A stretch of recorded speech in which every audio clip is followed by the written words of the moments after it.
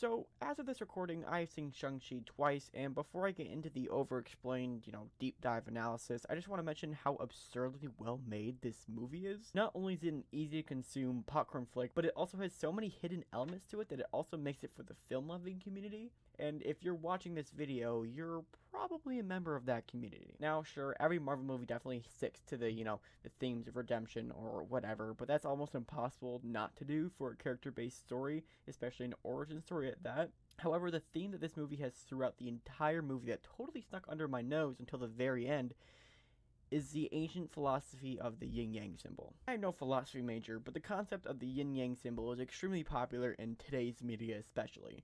Looking at examples such as Season 1 of The Flash, or 2, 3, or 4, or even movies such as Avengers Infinity War. For any people watching that need a quick recap on what the iconic symbol actually represents, because I sure did before making this video, is this. Two colors, white and the black, represent two opposing forces. It's easy to get the two confused with good and bad, but that's not really what it is. The two forces, the white and the black, complement each other. Without one another, it causes chaos. What is life without death? What is emptiness if there's no matter around it? Yin and yang can be referred to otherwise as negative and positive, dark and light, or masculine and feminine. The video I watched to refresh me on this concept made sure to explain that the last translation, masculine and feminine, is not to be derogatory or sexist in any sense, especially when you get down to the meaning to it. Forgive me if I butcher any of these names, but Lao Tzu, an ancient philosopher, explained that the feminine is the Great Mother, the mysterious, receptive, and passive force that represents the black part of the yin-yang symbol, and the white part, the masculine, being the active force that is basically most visible and prominent. Biologist Carl Jung goes deeper into this theory by explaining that for both sides there is an unconscious masculine side to the feminine and vice versa, which represents the black dot in the white area and the white dot in the black area. So it basically represents that each side carries the seed of one another. So there's your history lesson for the day. Don't worry, Mrs. Johnson, I got it covered for today. Does anyone here have a history teacher named Mrs. Johnson? If so, that's hilarious, and tell them that a guy from YouTube said you don't need to go to class today. So how the hell does all this relate back to Shang-Chi? Well, there are a couple of directions you can go. Spoilers, by the way, if you haven't seen this movie. Oh, the fucking dragon and demon thing? I don't know about you guys, but I can pretty easily tell which one is the dark side and which one is the light. When it comes to this one, there really isn't that much to analyze. I mean, how the dragon made a yin-yang symbol at the end of the movie, which is actually what gave me the idea that maybe that's what the movie's about, but that's besides the point.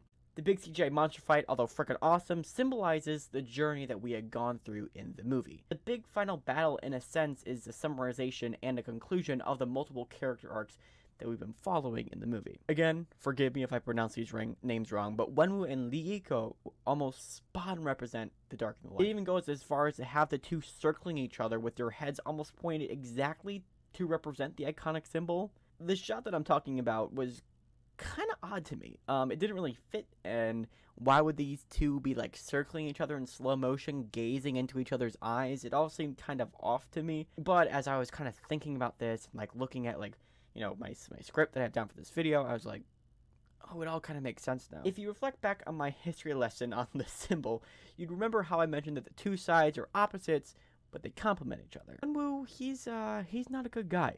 He kills, he tortures, and he conquers. A man who has spent a literal 1,000 years conquering finds a girl who's literally the opposite. In fact, her entire civilization's purpose is to stop this demon thing from literally conquering the world. They are anti-conquerors. But the anti-conqueror and the conqueror fall in love with each other. They fall for each other so hard that they both leave behind their godlike powers for each other. When I saw this in theaters, it didn't make sense to me. Why did this guy ditch the key to immortality after barely speaking to this woman and then getting his ass kicked? I realized that subconsciously, both Wenwu and Li Yiko saw a part of themselves in each other. Li Yiko saw the good in this man, and Wenwu saw the ferocity in this woman. So they got hitched and complemented each other, with them both being the happiest they had ever been. But then Li Yiko was killed, and this is where things get tricky. Okay, I'm going to ask you to recall another thing I said earlier. Remember when I said one couldn't exist without the other? So once Wenwu's better half had left the picture, not only did he go back into his own ways, but he went into madness, abandoning his love for his children, focusing tirelessly on work, becoming a bigger tyrant than ever before. And it isn't until Shang-Chi steps into the picture as an equal to Wenwu, where again we get that awkward yin-yang moment of realization, and Wenwu turns back into the man he was truly meant to be, with his better half back in the picture. he sacrifices himself for his son, giving him the rings right before his demise. And that launches me into my final section, Shang-Chi and Xialing. When Shang-Chi and the crew arrived to the village of Talao, I was confused as to why the aunt of Lieko said to Shang-Chi that he looks like his mother, because in my opinion, I think Xialing looks way more like Lieko. But the aunt isn't talking about what's on the outside, but what's on the inside. Lieko represents the dark, the all-caring great mother, and Wenwu represents the active, prominent light side. And from the moment we are introduced to Xialing, we immediately can notice that she is on the light and Shang-Chi is on the dark. Xialing literally created an underground wrestling empire as Shang-Chi was out relaxing, caring for his friends and family. I don't have to say that one character is bad or one character is good, but when it comes down to it, their intentions differ. Recalling the unconscious part of both sides of the yin-yang symbol, there was a part of the other always with each side. The two both want to defeat the monster and save the village. However, Shang-Chi could have easily been the new leader of the Ten Rings, besting his father in combat, saving the world. I'm going to go on a limb and say that those are all things that would qualify him for such a role.